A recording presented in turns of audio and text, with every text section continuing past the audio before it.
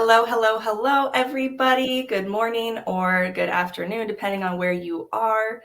I'm going to give us a little bit of time for people to join. We are going to be chatting about eDesign offers and qualifying clients and asking great questions in the design questionnaire. So we'll just give a little bit of time for people to find the video and join us. And I'll go ahead and introduce our awesome guest. So I'm Diana from Design Files, and today I'm joined by Chaney Widmer, the founder of Mix and Match Design Company. She offers some really cool eDesign services as well as courses for other interior designers. So Chaney, let's kick it off with the most basic question. Where are you located? I am located in Richmond, Virginia. Okay, awesome. So does that kind of inform your style? Do you do some southern, so I can't talk, southern style in your design? A little bit, I would say, probably more so now than I used to, but I think my style has also just evolved over time. But we've lived in several places since I started this business. So Richmond is like our third stop, basically, since I started my design journey. So we're in Philadelphia and DC, and I'd always wanted to get to Richmond. So here we are. Nice. So that kind of plays into the eDesign conversation, because obviously being an eDesigner has allowed you to move, right, while having your business. Yeah, absolutely. So that's one thing that when I first started, which was back in 2015, so it's been a number of years now, there really wasn't a precedent for eDesign. I would say that it was a very new concept, and a lot of people weren't even comfortable with buying furniture online at that point. So I felt like I was kind of testing the waters at that point, and thought, well, if we ever move, then it would be nice to not have to, really start over in a location-based business. So that was definitely a good reason for starting online with clients. Yeah, that makes a lot of sense. So that kind of segues great into our first question, which was like, why did you choose eDesign? So was it really like location was kind of the number one factor, or were there other things involved there? Yeah, that was definitely a factor. I think there were probably 2 or 3 other things that led me towards eDesign. One was that I was working full-time in healthcare at the time. And so this was a total side gig, wanted to see if it would work. I'd kind of self-taught over the years and was writing a design blog at the time. And so it was sort of my nights and weekends hobby. We didn't have any kids at that point. So I had all the free time in the world to do that kind of stuff. And so I decided to kind of test the market a little bit and threw out my services to some different people of very basic room designs. And I was like, I'm going to do this online. So we're going to work through email and, work virtually together. And people took me up on it. So it was kind of a little bit of a testing the waters and then seeing if it would work so I could do it on nights and weekends. And then the other thing I would say was that I love the simplicity of it. Not doing the ordering or the installs for clients was really appealing to me. I did one full install before I really launched my services, and I was like, not for me, I'm done. So yeah, it was something that I really did enjoy right from the get-go. Yeah, it's such a personality thing too, right? It's like, do you like the project management? Do you like a little bit of the chaos? Or is that like, no, I want to do the creativity, right? Right. Yeah. And it's so efficient. I work from home and I sit at my lovely desk at my office, and I love the flexibility of it too. Now that we have a 3-year-old, and that makes life just a little bit more complicated. So I like being able to come in, do my work, and then step out, and I'm ready to be with him. So that works out really well. Yeah, makes a lot of sense. Well, welcome to everybody else that is joining us now and just coming in. Wanted to remind you guys, we do have time for Q&A at the end. So we'll be having you guys pop your questions in the comments. So on to my next question, which is a lot of, and can't talk again, a lot of eDesigners will offer their packages like directly on their website, allow a client to just purchase straight from their website. What is your thoughts on that? Do you prefer to qualify the client first, or do you like, just letting people purchase right from your website, even if you don't know who they are and how they would be to work with? Yeah, that's a great question. So that has evolved over the years for me. So when I first started out, I put everything on my website. Everything was, listed as a flat fee per room or however else I kind of had the packages set up. And, it worked pretty well, I would say, overall. But what I realized over time was that not every project is the same. And so the needs are just different. And the more practice I got and the more rounds I got with clients, the more I wanted to customize my packages and plans. And so what I do is now I have a just starting price for what my room packages are. So that's just one service that I offer, but just as an example. So I have a starting price, and then that kind of helps qualify clients a little bit. Is, do they know, okay, am I in the right ballpark, price wise? Is this the right designer for me? And then I have them fill out a little form and a questionnaire, and we'll get to more of that in a minute. But basically, I let people kind of self-select in some ways by looking at starting prices and things like that. And then they can, kind of qualify themselves in some ways. And then a lot of it also is just knowing that every room is really different. And so, some clients are going to need ground up, they're starting with an empty space. And so we're looking at every little piece. And so that's going to be more involved and a different price point than someone who needs, a couple chairs and another piece of furniture over here and maybe a rug and things like that. Okay. So you've got the starting price. They can self-select. Then what happens next? So what are some other like criteria that you use to qualify? What are you asking in that like top level like lead form?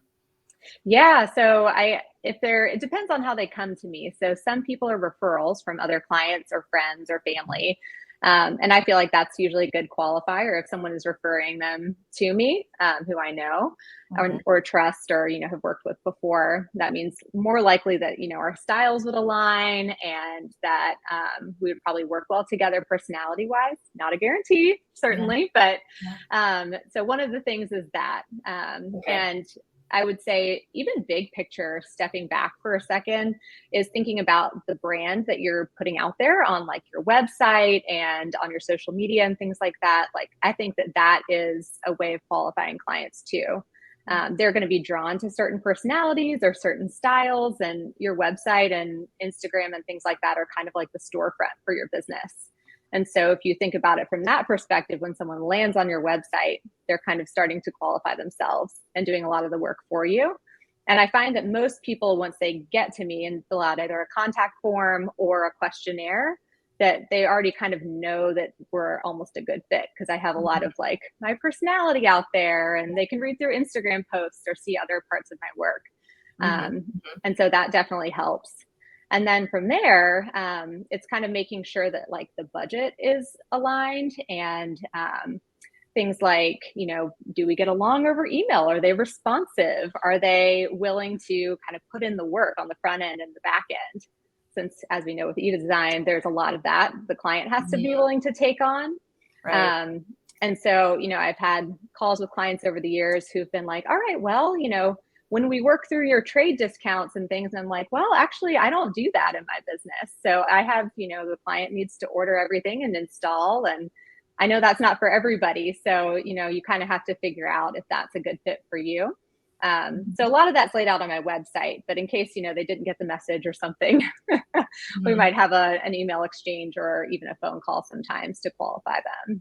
Right. So do you try to sell mostly over email and like avoid phone calls? Like how do you know, okay, this is going to be an email, this is going to be a phone call? You kind of let the client lead what they want to, how they want to communicate? Yeah, so I would say I do almost everything over email, maybe 90%. And then every once in a while I'll get a client who just is really unsure about the process. And so that's usually a hint to me, like if I could just get on the phone with them and we could have a conversation and see how our personalities click, that might be a way to kind of tip the scales towards working with me. So occasionally I'll do that and hop on the phone for a kind of a, some people call it a discovery call or, a very quick consultation call, just to see if we're a good fit for each other. So based on the lead form, are you able to quote, because you said you have a starting at price. So based on what they put in the lead form, are you mostly able to then give them a price in your first email to them? Or do you have to usually it's the first or second email. Yeah. So usually what I have people do is send me, some people will fill out the questionnaire. Some people will just send a contact form email. And between like 1 or 2 emails, I can get enough information to know how much it's going to be in terms of time from my end. And then I can send them a proposal through design files. And then they decide whether that's a good fit or not. And I would say, 90 to 95% of the time I do convert on those. And so we move forward and I kind of start collecting all the other information I need at that point. Okay. So some of them will actually fill out your design questionnaire in that earlier stage, like before you've started working with them. Is that because you have it on your website, or do you have it as, okay, so it's available on your website? Okay. Yeah, it is. And so it depends on how far people go in terms of reading through the information. So the hope is that the funnel sort of starts at like, come to the homepage, find the design service you need. And then if they follow the instructions, which not everybody does, but when they do, it should lead them for those full room designs, which is most of what I do. It will lead them to the questionnaire to fill that out. And it's not so overwhelming that people will click on it and be like, oh, I don't want to do that, or that's going to take too much time. But it gives me all the basic information that I'm going to need to be able to give them a proposal. And then I'll collect any follow-up information after that. Okay, makes sense. So what are some of the most important things to ask in a design questionnaire? Yeah, so I would say the big three are probably style, budget, and like what their actual needs are for the space. So I have a few different questions that kind of get at those things, but budget is a big deal because I need to kind of know what I'm working with. And then what you need for your space is coming at it from a couple angles. So one is like literally, what do you need? What are the pieces of furniture you need?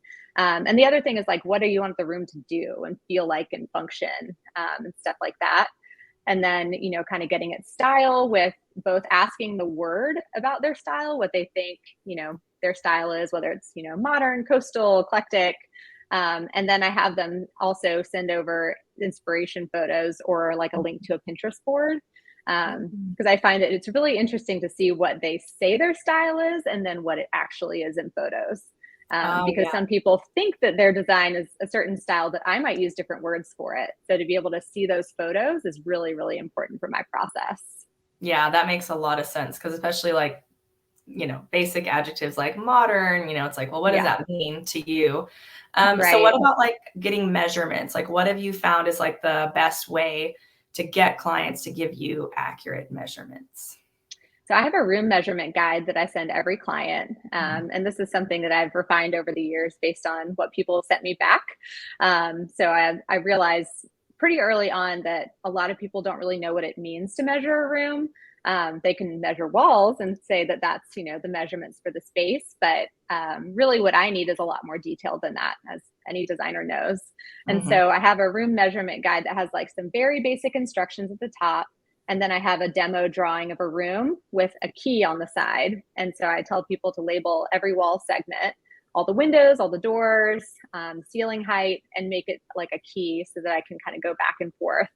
And that usually works well. Every once in a while, I get a client that just doesn't quite understand how to do it. It takes some back and forth. Or they just don't read my guide. I don't know. Yeah. Maybe they don't read it. Somebody that doesn't read instructions. Uh-oh, that would be me. Yeah. So have you ever had an issue where they gave you the wrong measurements and that caused like an issue with the recommendations?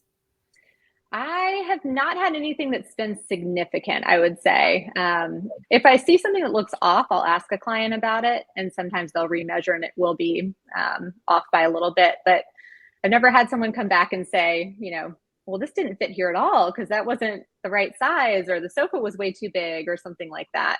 I think because the more precise you can be up front, the more success you're going to have in terms of making sure that the scale is good and you actually get the right pieces for the room. Yeah. So other than the questionnaire, do you have them provide you with anything, or are you able to get all of the things that you need like in the questionnaire? I get almost everything from the questionnaire. It's detailed enough to where I feel like I can get started on the first round of designs. The other thing that's important to send over is the photos of the room, which are super important to get from every angle. Some clients don't quite understand because they're in the space, so they see it all the time. But I give pretty precise instructions to like stand in each corner, put your phone in landscape mode and walk around, Mm-hmm. so that you can actually get all of the angles of the room. And that way that it's much easier for me to kind of put together in my head, both from like the space plan that they send me and the photos, to kind of put together the three-dimensional view of that room in my head and in the designs. Yeah. And at this point, you've probably gotten so used to it. It's like you really can visualize it, right? Yeah, it's interesting. I feel like when I meet someone for the first time, they're like, how do you do this online? That seems impossible when you've never been in a space. But I think that there's something to like the way that my brain works, and probably other people who are drawn to eDesign, the way that they can actually put things together in their heads and feel like Mhm. they have a good sense of what the space looks like, even if they've never stepped foot in it. And Yeah. I feel like there are occasions when I'll want to FaceTime a client if the photos are not great, or we'll hop on a Zoom call or something, just to get a little more kind of visual for the space. Yeah. The other thing is if there's any construction going on, it's important to get like if we're starting early in the process, to get the photos of it as the phases go along. So once you have drywall up, that makes a huge difference Mhm. versus, being in the stud phase. So that's also something to kind of think about as you're working through that. Yeah. Yeah. Makes sense. Let's see. I noticed somebody in the chat asked a question that's on my list, so that's really cool. Aha. And it's the next question, which is, let's talk about your design chat offer and this kind of like text to designer offer. Mm-hmm. So it's a really cool concept. So maybe explain that to us, and then let us know, like, how is that selling? Like, are people into that? Yeah, so this has been a really interesting product. So I'm kind of a tinkerer by nature. And so I like to try new things and test out new products and see how things go. I've tried a membership before. I tried some different kinds of room packages, and this is my kind of latest thing that I'm trying. Mhm, mhm. So I would still say it's kind of in beta mode. I launched it probably 6 or 8 months ago. And I did it at a very low price just to see if people would sign up for it. Um, and it did work well. And the reason I started doing this was because I would get a smattering of either texts from friends or Mhm. emails from people that just wanted a little bit of advice, but Yeah. didn't need a real package or any kind of like full design service. And they also didn't have the budget for it. So like their, furniture or decor budget wasn't going to cut it, or they just like to find things themselves and they Mhm. need kind of that second set of eyes. And I realized I was spending a good chunk of time on that, especially because I blog too. And so I would get comments from people and they would want really specific advice. And I was like, I can't even see your house. I can't really offer you a lot. Right, in the blog comment. Right, exactly. They're like, I Yeah. have this, and this, and I definitely can't help you with that. I could guess, but I really don't like to do that. So, this was my kind of like solve for that issue. And so I think often people's clients also text them. And so I'm kind of just testing out the idea, is this a way that we could charge for that time, but also not be, available all the time for people? Yeah. So design chat came to be, and I've like slowly been raising the price of it to see what kind of the ceiling is for that. Mhm. And I've gotten more specific about what hours I'm available and how quickly I Right. respond, and all that kind of stuff. And I have a dedicated phone number for that so that it's Oh, not going to smart. my personal. Okay, I was wondering about that, like, where if you were Yeah, using Voxer or a separate phone, or so is it like a separate phone or just a separate phone number that only works at certain times? separate phone number. So I Okay, actually use Google Voice, right. um, which anyone can sign up for a free Google Voice number. It's a little bit rudimentary on the back end, but it works for what I need right now while I'm trying to test this. And I would say I've had a good uptake on it. The people who have done it have loved the service. They feel Nice. like it's super helpful. Most people kind of realize the limitations of texting with a designer. Like, I can't create mood boards or design boards for you through that, but I can send you links to products, and I Mhm. can send you suggestions on how to set up a room, or like you can kind of walk me around your house and take pictures and send them my way, and I can give you advice on that. Mhm. So people have really, really enjoyed it from a client perspective. I'm still working out exactly how to price it. because I feel like sometimes I can't resist, spending tons of time on it. So it's important to actually, get paid for that work. But yeah, because it could turn into a whole project if somebody keeps sending you a bunch of pictures. And so, yeah, at this point, have you tested like charging like a daily or weekly rate, or like what are you charging now, and what do you think you might test? I mean, yeah, not exactly what you're charging, but the model of how you're charging. Yeah. So the way that I'm doing it now, and I think this is a thing I think I've set pretty well, is I call it an access pass. And so you can buy a day, a week, 2 weeks, or a month of time. And so I price them just a flat fee for that time period. And I do Monday through Friday, 9 a.m. to 3 p.m. Eastern time. And I basically just kind of am available during those times. Obviously, I'm working on other things for my other clients and all the other things that I do. But it's a great thing to squeeze into like little downtime moments. So I try to kind of keep it in little chunks so it doesn't distract from all my other work. But I think the access pass thing has worked really well. The pricing, it depends on how people kind of view it. Some people take full advantage of, being available all the time, but most people are pretty, thoughtful about the fact that this is not the only thing I do, and are willing to be patient and things like that. But we've solved a lot of problems through text. So I really do feel like it's a valuable service, and it's one that, I think I feel like I need to charge a little bit less than what I would typically do for a room, because it's not as robust of a service, but it is still my time. So I have to kind of balance that. So I'm getting more data, I would say, on how many people are using it, how often they're using it, and whether they take full advantage of every day of their access pass, or if it comes in like waves kind of along the way. So it's in process, I would say, but it's working well for what it is currently.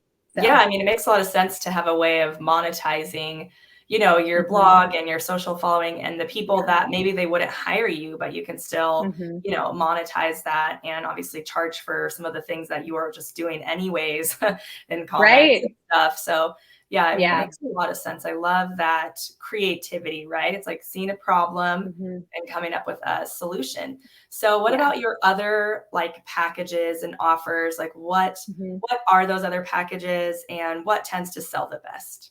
Yeah. So after Design Chat and my full room package, I really only have one other service, but it's probably my most flexible.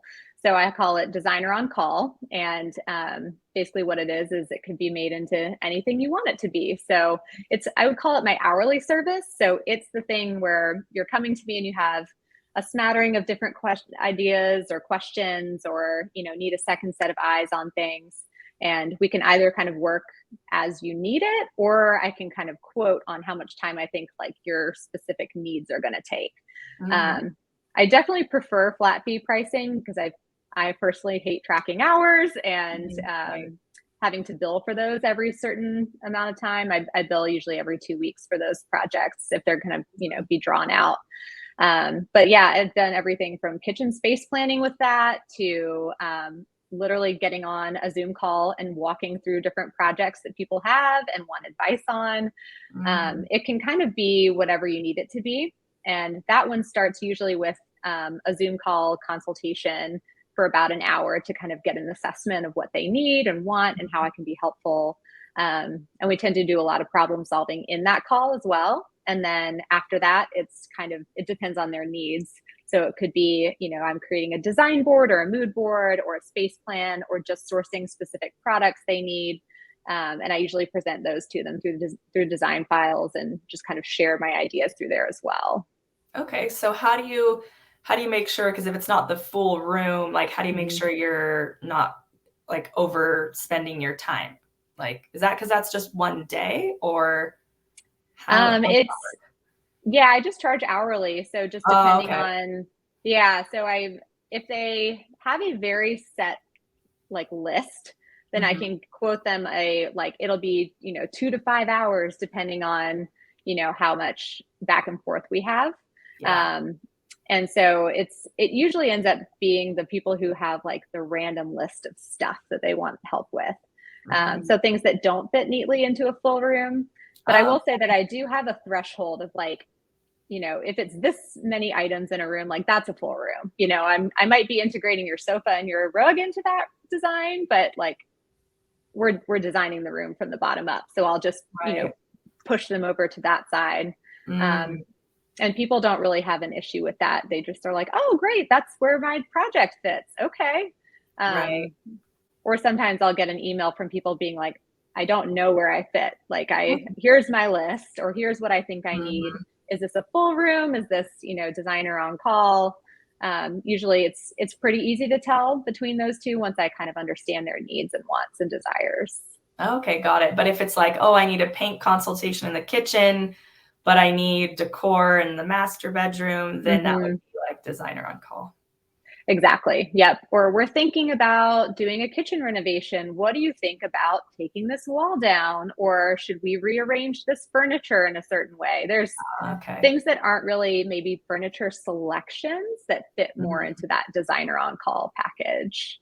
Okay, nice. Makes sense. Let's see. Okay, so the last question I'm going to ask you before I dive into Q&A is, so we know you're a pro at taking your own project photos. Do you have any tips for design photography? And how do you kind of manage that, right? If you're doing eDesign, how do you manage kind of getting in there and getting those photos too? Yeah, so I think this is probably one of the biggest hangups in a lot of designers, like thinking about eDesign and what that could look like. How do you even get portfolio photos, things like that. And I think that eDesign doesn't necessarily mean that it has to be far and away. Like people don't have to live on the other side of the world to do eDesign. So I would say maybe 30 to 40% of my projects are actually local projects. And so what that means is that as long as the project goes smoothly and the install goes well, then I have the opportunity to go shoot those projects, especially if I have a good relationship with the client. So usually what I'll do is, check in with them a couple months after, maybe a little longer because of COVID delays right now. But if I kind of know that most of their stuff has been ordered, then I can kind of check in, especially if it feels like a really good portfolio project. Then I'll ask them if I can come and shoot it. And so I've been doing photography for a long time, probably since high school. Interior photography, definitely more recent, given that that's what I do now. But it's taken a lot of time to kind of learn what that process looks like, because it's so different from portrait photography or like landscapes outside or something like that. But the biggest tips I have for interior photography is, one, to turn off all the lights. So shooting in natural light is actually one of the big keys to getting those kind of like magazine looking photos. It takes away the yellow cast that you get from artificial light. And you'll notice the difference in like a real estate photo versus a natural light, like magazine photography kind of thing. So turn off the lights. Think about your composition. So room shots, like full room shots, are the ones that do best on like social media or in your portfolio or in a blog post. People want to see the entire space. So making sure that you're getting those like pulled back full room shots. And then you can complement that with more of the like close-up vignettes and things like that, the detail shots. And you can kind of put those alongside the other ones, but make sure that your focus is on like showing the whole room. And with that, I think that making sure your vertical and horizontal lines are straight. So if you've ever seen a photo where people shoot like facing down or looking up at something, that doesn't work very well with interiors. So you want to be kind of almost eye level with things and make sure that your camera is like super straight up and down. And let's see, what was the other thing with that? Oh, get low. So you want to actually shoot from lower than you think. So maybe around like almost 5 feet off the ground. So you're kind of, having to squat if you're using like an iPhone. But I shoot with a DSLR. And I think that's one of the big keys also, is if you can get the hang of using a DSLR in manual mode, it will go a long way in making sure those photos are really pretty and beautiful. And you have much more control over the light and the camera and what you're focusing on and all that kind of stuff. So I know that was a lot of things. Super helpful. That was great. That was great. A crash course. Everybody, I think everybody's going to go back to the replay and go 5 minutes back because that was really, really helpful. Like the angles and, turning the lights off, like super, super helpful. Mhm. So I'm going to hop into these comments and we're going to cover as many as we can. So first step, in the beginning, how did you acquire your clients and how has your client base grown and changed over the years? Oh, that is a really good question. So, in my early days, I would say that I marketed the heck out of my friends and family network. So, people that I knew from, every part of my life, whether that was high school friends, friends from church, friends from, school. My husband was in grad school at the time, so I was like hitting his friends up, and Mhm. it was just everyone I could think of. I was telling about what I was doing. So that was a huge deal, was just, getting the word out in my kind of personal networks. And I did have a following because I was writing a design blog at that point. Okay. So that was a good source for me, at least in terms of like awareness. Mhm. But I would say when you're first starting in a business, it's a long haul. Like there's no magic bullet in terms of getting a client base. You just have to keep showing up. So, showing up with friends and family, or posting regularly on social media. There might be someone who starts following you today and then in 2 years hires you. So I think it's Right. thinking about it as a long game. And I know it's hard to be patient and feeling like you're spinning your wheels, but it'll pay off if you keep showing up. Mhm. Mhm. And the other thing is to have a professional website. And I don't mean like go pay someone for a professional website. I just mean to have one that looks good and that's inviting. And like I talked about way at the beginning, like having a brand presence that is Yeah. talking to who you want to market to. So, if you want to have, traditional design and you want your clients to be high end, then your website needs to reflect that. If you want to appeal to moms with young children, like maybe it's a little more playful and you're using a style that's a little more approachable, and like your website copy is a little bit different. So I Yeah. think it's, putting together kind of like a marketing plan that has lots of prongs, so you can continue kind of hitting on those different things as you get started. Yeah, I love that. And it Um, gives you a way to like leverage that personal network too, right? Whereas like you have something to yeah. share, you're official. Yeah, Hmm. that's huge. Um, Yeah. What was the other part of that question? I feel like there was a second part. oh, how your client base has grown or changed over Yeah. the years. Maybe probably you've gotten more from, your online presence, although you did Hmm. mention that you still really Yeah. love those referrals, right? Yeah, I would say most of my personal kind of one-on-one e-design clients come from referrals now. I would say, I don't know, 75 to 80% probably come from that. And the others are from every source: Google, Pinterest, Yeah. Instagram followers, things like that. Yeah, and that's what's great. After you've been in business for a while, you can really get almost all of your business from referrals Hmm. because people know that you've Yeah. been out and about. So it's like it Yeah, does take a few years to get to that point, but once you get to that it point, does. then you've got that, so that's Right. huge. Yeah. So if you don't supervise installs, how do you, oh wait, we actually talked about that. How do you get satisfying photos? So we chatted about that. So I'm going to move on. Yeah. Let's see. In your proposals, do you line item everything with an hourly rate? So how do you structure your proposals? I do not. So I like to keep it as simple as possible. I know how many hours it'll generally take me to do the kind of room that we're going to be tackling.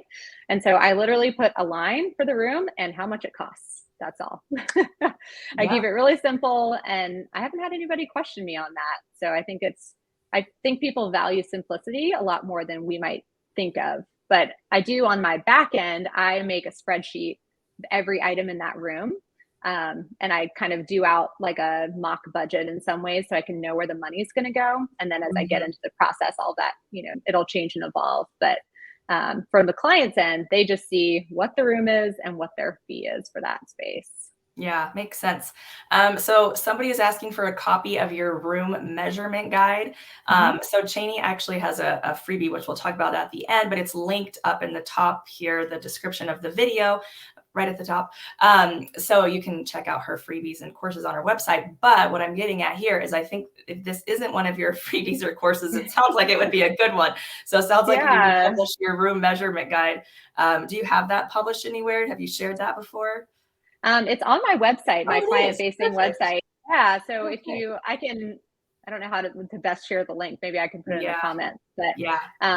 if anybody wants it, you can also email me. I'm happy to field those emails. So I can point you to the right place. Happy to share it. It's public. So Nice. Perfect. Okay. I yeah. was going to say that's your next freebie, but it's already public. So perfect. How many revisions will you provide to a client, if any? What does your revision process look like? Yeah. So this might be controversial, but I do it until the client is happy. Which sounds crazy because, a lot of people would be like, oh, well, people are going to take advantage of that. They're going to just ask and ask and ask and ask for things. And, it'll kill your hourly rate basically if you're charging a flat fee. But what I've found over the years is that when you qualify clients on the front end, so when you find the right people and get the information you need up front, you don't end up doing very many revisions. So I would say, like, I don't revise my designs very much. There might be a few pieces where people be like, could I see a couple more options on this? And we'll go back and forth a little bit. But often I've already sourced, other options because I've done a lot of research for those things. So it's easy to just pull those in. And yes, there are occasional clients who really get me on that. But on average, I feel like I just work until they're happy, and that works for me and my processes. So some people will assign a certain number of revisions, and I think that's great. It's good to put limits if you need them. But I just haven't done that myself. So yeah, you can try it too. Too. It's like, you have a better feeling, okay, that this person is going to be a good fit. Do you promote and advertise these unlimited revisions, or do you kind of just hide that and offer it if they need it? The latter, I would say. So people will ask, they'll be like, how many times can we go back and forth? Or is there an option to go back and forth? And I just will say, yes, we'll do it until you're happy.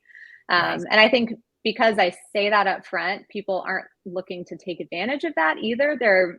Most of the people I work with are, kind, thoughtful people. And so they're like, okay, she knows what she's doing. I hired her for a reason, and I trust her processes. And so that usually leads to good results. Exactly, right? Because they hired you because they want your Yes. attention, right? So yeah, hopefully they take it. Right. Okay, so, right. Let's see. The next question here is a little bit long. Let's see if I can understand this one. I have a consultation today. The prospect purchased all the furniture and accessories.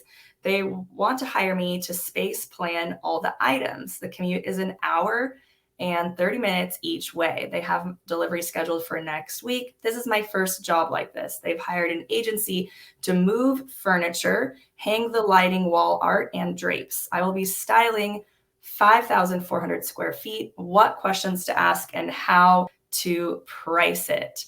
So I guess this question is getting at how to price a project like this. Sounds like it's styling, and they've already purchased the furniture and accessories, and agencies moving furniture and hanging wall art. So I guess, how would you price that? Would you try to estimate the hours and make it a flat rate? That's a tricky one. I would say that you can get in there and realize it's a lot more work than you thought, or you could get in there and it could be really simple depending on, what they truly need. So I would say I would ask more questions about what they've done in terms of thinking about the spaces, because if they've ordered furniture, they probably, hopefully, know where some of it's going to go. And hopefully they've made some good choices. But I would say ask more questions about what the project is really going to entail. And also, I would charge hourly for that, honestly, because you don't really know what it's going to take until you get there, because you haven't even seen the furniture, you haven't seen the accessories. Are there built-in bookshelves that you're going to be styling? If so, that could take a few hours, and that might eat up half your day. So if you have to come back a second day and drive that commute again, I would just say do not undercharge for that, because it sounds like, honestly, it's a project I probably wouldn't take on. But it sounds interesting. Too. I That's a mean, big commute. yeah. But it sounds like you could, since you've never done anything like this before, you could just try it out. If it's terrible, it's one project, and you just don't do things like that again. So I'm always willing to do something once and find out if that's something that I'm wanting to do in the future. Yeah. And when you don't know, okay, how do I charge for this? Make it hourly, so that way you're protected. Yeah. Okay. A friend of mine has installed a button on her website to add an hour of design advice, and they pay in advance, which I think is a great idea. How do you invoice when people ask for an hour here or there? So I guess like when people are either doing was it the designer? What was the design by, was it consulting or something? What was your one that was? Designer on call. There you go, designer on call, and then your designer chat. Can people pay for that right away on your website? Or again, you qualify them and then you send them the link to an invoice? Yeah, so with Design Chat, they pay up front. They just purchase it like they would add anything to a cart on a website. And then for designer on call, what I do is I have them prepay the first hour, and then we figure out whatever we need to do after that, and I'll bill them after that every other week. So it's a little bit of both.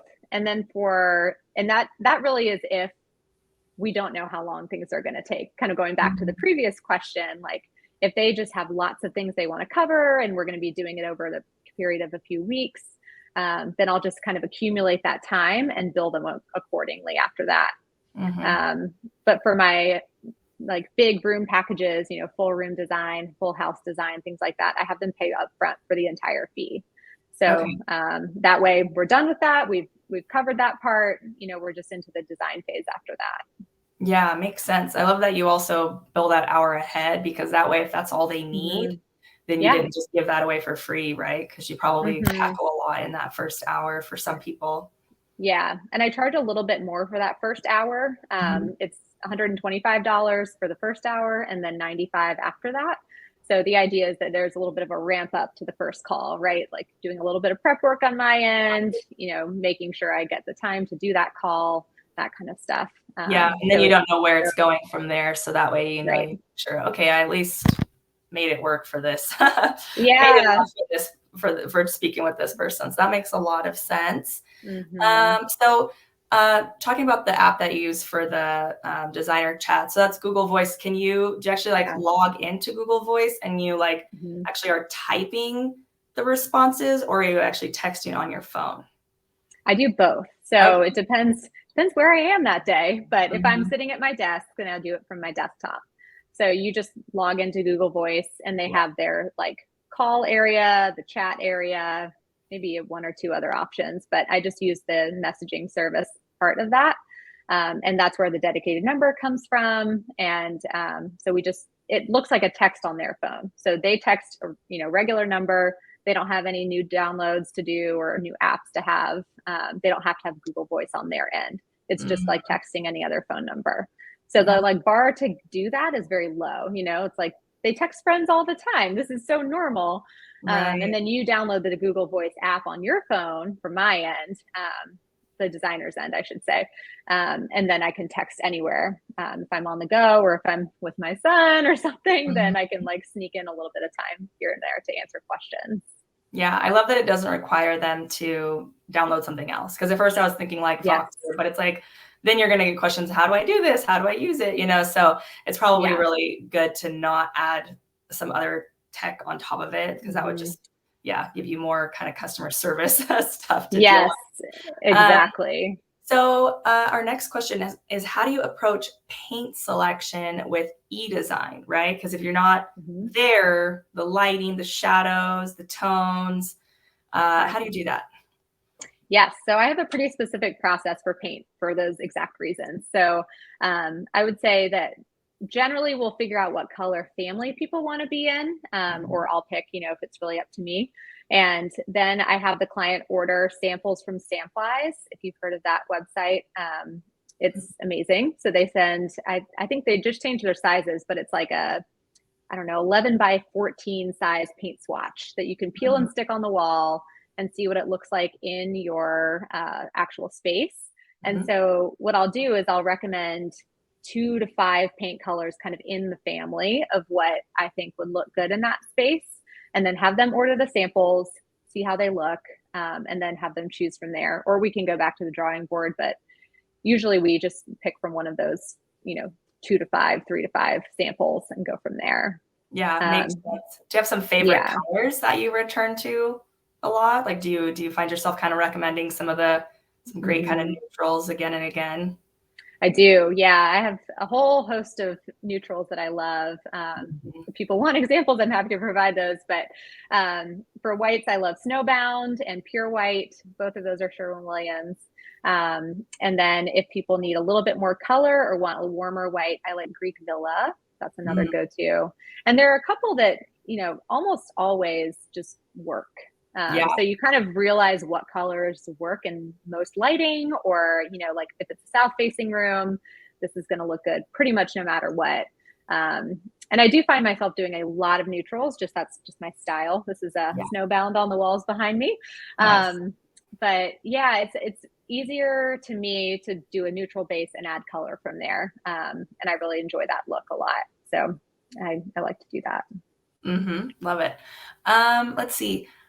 What advice would you have for someone that is studying interior design? So how can somebody like improve their skills? Any resources or?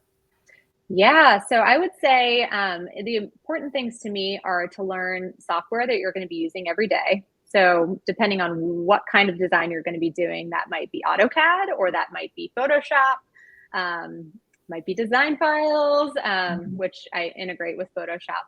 That's most of what I do. And then the other things are to learn about scale and proportion. I think that those are pretty underrated in a lot of programs. People focus a lot on materials, and I did not go to design school, so I can't speak for every program, but I find that a lot of them are very theoretical and like focus on things like modeling or hand drawing or, drafting and things like that, which are certainly valuable skills. But in my world, in the eDesign world, like you have to understand scale and how something is going to look in 3D space.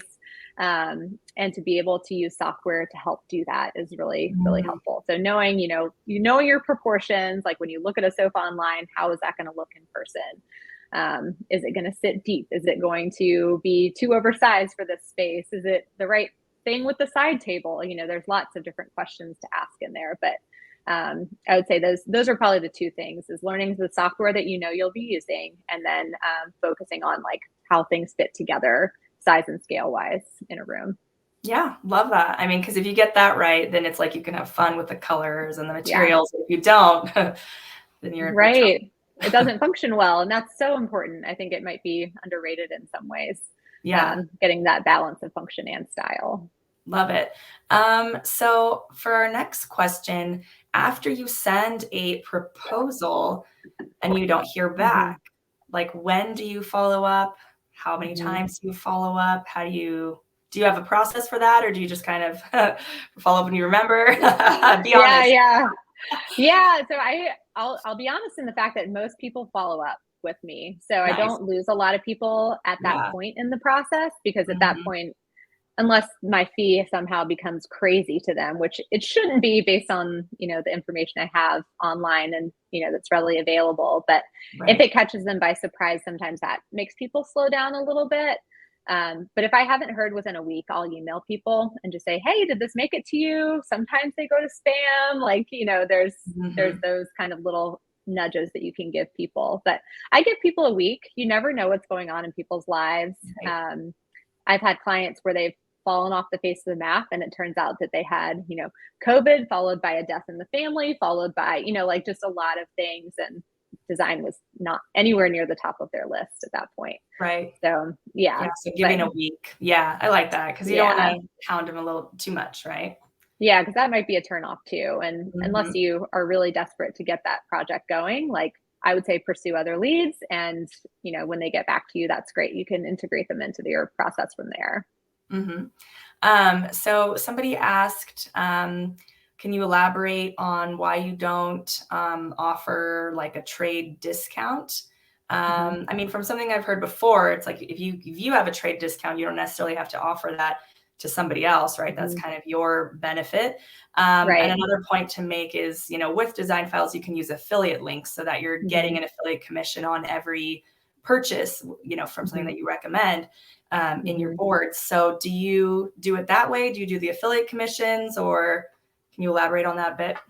Yeah, sure. So I don't deal with trade accounts at all. So my business is not built on making a markup on products, but I do use affiliate commissions as my Mhm. sort of juicing the back end part of it. So I have my fee, and then I use affiliate links to earn commissions off of their purchases.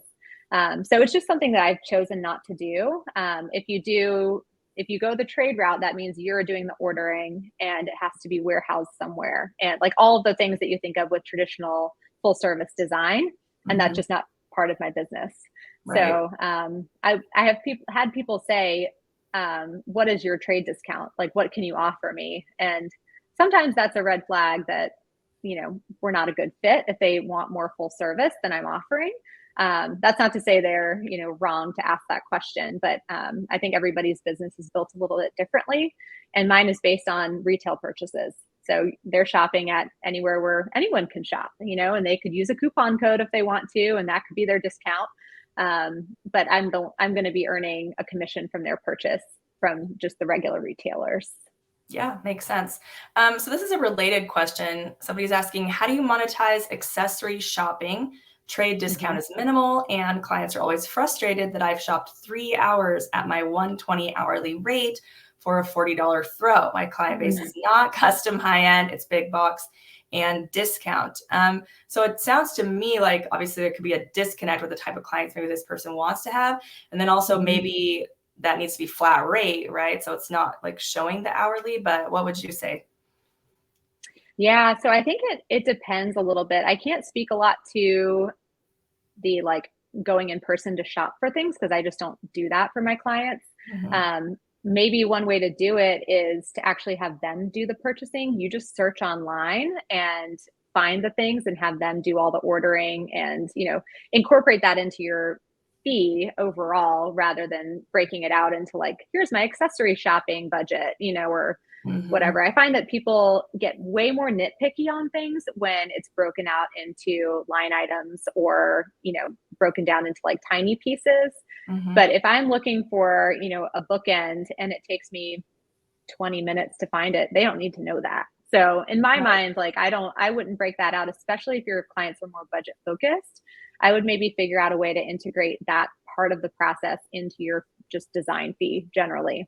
And maybe it even goes one step further in like knowing how much accessorizing you're going to need to do for a project before you get started. So for me, I don't style bookshelves through eDesign. Right.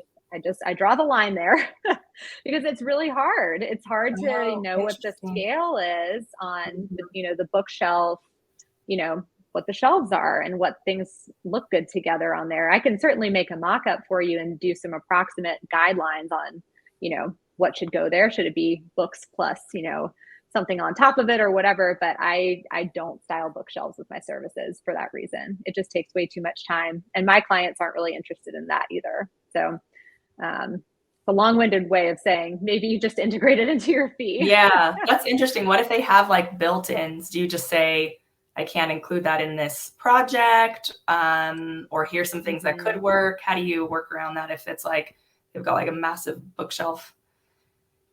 Yeah.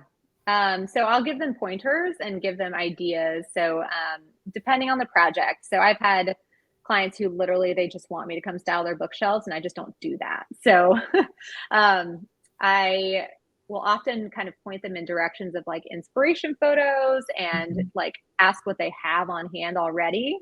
And most people actually don't ask for that, which is interesting.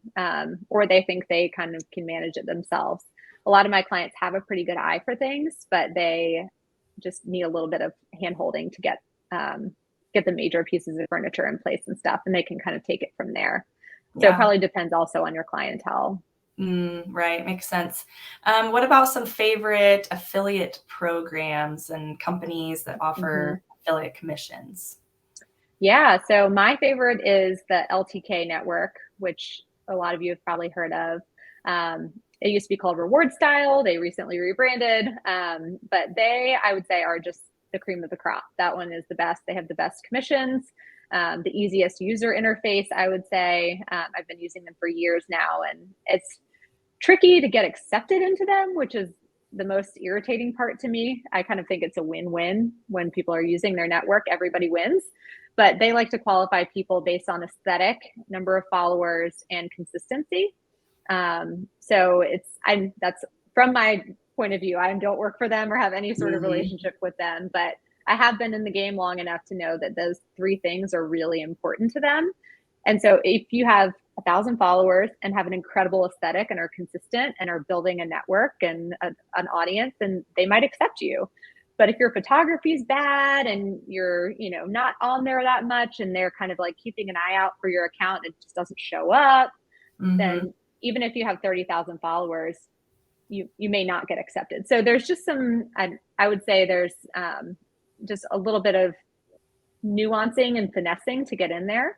There are lots of other affiliate networks out there, though, that you can get started with, like Amazon Associates and what is the other one? Share a Sale has like a ton of retailers in there, and you can just sign up for the individual programs within those. So if you just research affiliate networks, then you'll find different ones, and you can sign up for those programs. Right, makes sense. And then you just add your link in your product description, right? Yep. So you'll be able to generate links that are linked back to you. And so that's how the tech, I'll just call it the tech, knows that you are the one who gets to earn that commission. Right. Nice.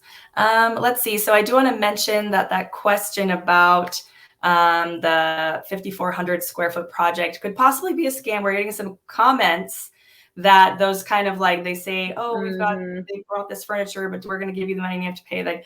So just make sure if you get kind of interesting projects like that, make sure it's legit. Just want to give a heads up because we're actually getting some comments saying that they had something very similar that ended up being a scam. So as we all know, scams are everywhere, and they're getting very creative and very detailed. Yes. So watch out. Let's see. Okay, so for our last question, what kind of design service do customers ask for the most? What is the most common? Decorating, color schemes, furniture shopping, space planning? What do you get the most? I get, so I would say my full room service integrates a lot of those things. So that would be the most requested. So when someone works with me on a full room, what they're getting is a design board that shows kind of like the three-dimensional design board that I make in Photoshop and then upload to DesignFiles to share with my clients. And then includes a 2-scale space plan. So, all the furniture arrangement and how everything should be set up in the room. And that often includes paint colors too. So if people are repainting, then that'll include those as well. So it's kind of a combo, I would say. Like, I don't get a ton of like, can you just space plan for me? Or can you just do this? Like, people come to me kind of for basically what I'll call the full service eDesign package. So the things that are going from the ground up. That's what I do most often, and what I enjoy the most is that kind of service. Love it. So tell us about this eDesign business startup checklist. I just put the link in the chat. It's also up at the top of the description of this video. Tell us a little bit about that checklist. What's in it? Yeah. So if you are kind of new to business and you just don't really know what your first step should be, this is a 1-page checklist of all the kind of, I would say, most important things I would focus on. So starting a business can be extremely overwhelming. It's one of those things where I felt like I fumbled my way through it. And, probably took me a year to do all the things on this list. But if you kind of have a guidepost for like what little milestones you should be hitting, that's kind of what this is tailored towards. Is like, all right, so it says create a website. Obviously, there's a lot that goes into creating a website, but like knowing that is a big part of, your presence if you're going to start an online interior design business. So things like that. And it's just kind of covers all the basics of what you should be doing when you're first starting. Yeah, fantastic. So you could also use it if you've started a business, but you're not sure if you've done all the things. If you did all the right things or the things that makes sense in the beginning. Yeah. Fantastic. Thank you, Chaney, so much for joining us. We have gotten some questions that were covered earlier on. So if you hopped in later, definitely go back to the beginning. There is so much good stuff in this interview. Thank you so much for taking the time to chat with us today, and hope everybody has an awesome day. Yeah. Take care. Bye.